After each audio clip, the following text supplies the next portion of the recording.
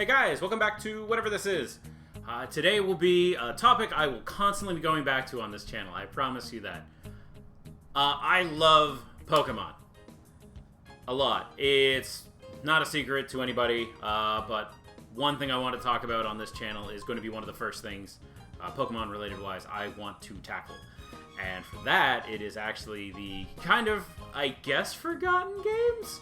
Because nobody talks about them, but I love the Gamecube Pokemon games.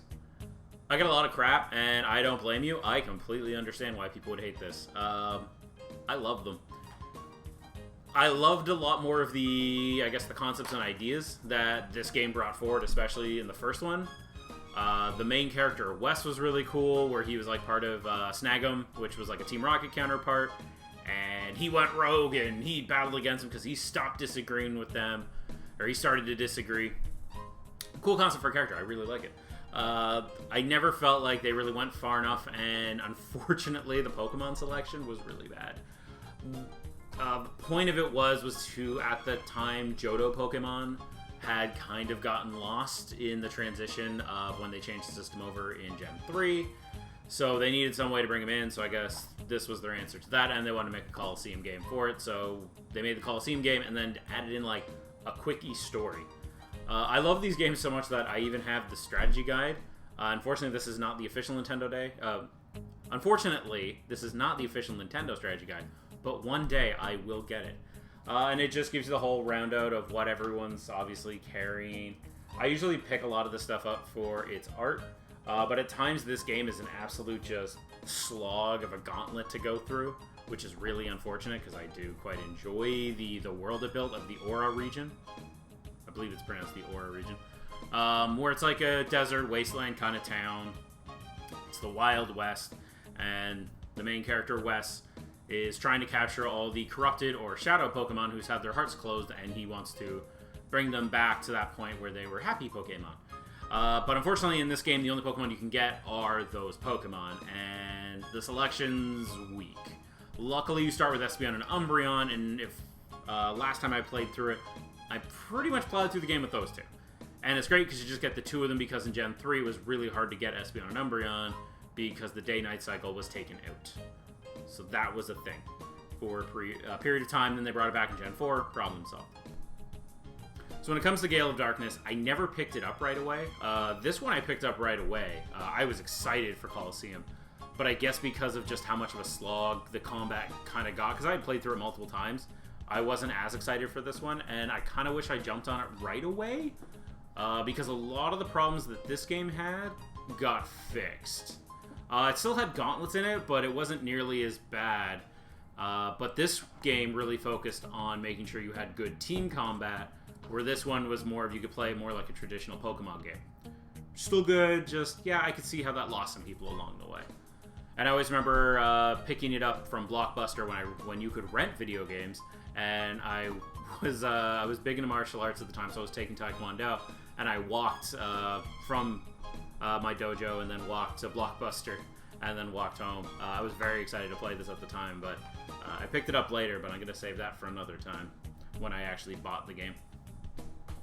Now, these games are a lot of fun. I loved that the extras in it were really cool. This was the only way you could get Ho-Oh for the longest time in Gen 3, and this is how you got Lugia. That's why Lugia is on the cover. It was a really big deal, and the Shadow Lugia color is still really cool. I wish they'd actually bring that back. That was super dope. And if you're really interested in trying out Team Battle, these were really good ways to learn how to build a proper team mechanic, so you can kind of support each other, which was really cool. But it is still using the older rules, so some stuff like, I know, Surf doesn't hit your teammate, it just hits your opponents, where now it does. So, team battles have become a lot more serious, especially if you go look at the World Championships of Pokemon.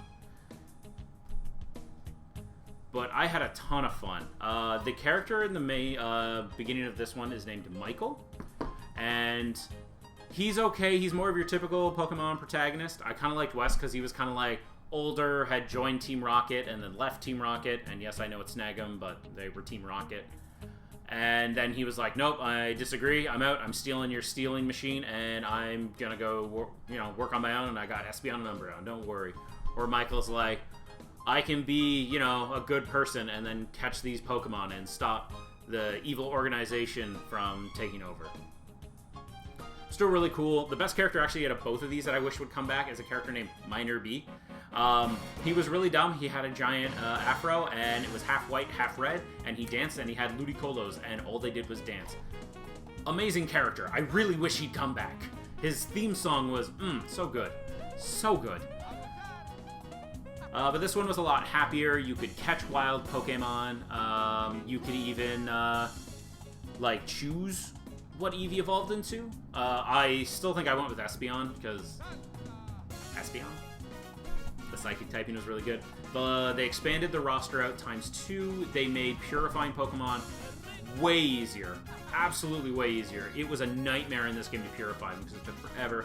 Here, there was a system built into the game that sped all of that up. You could take your purified Pokemon, and they would dance around the corrupted Pokemon and then make them happy.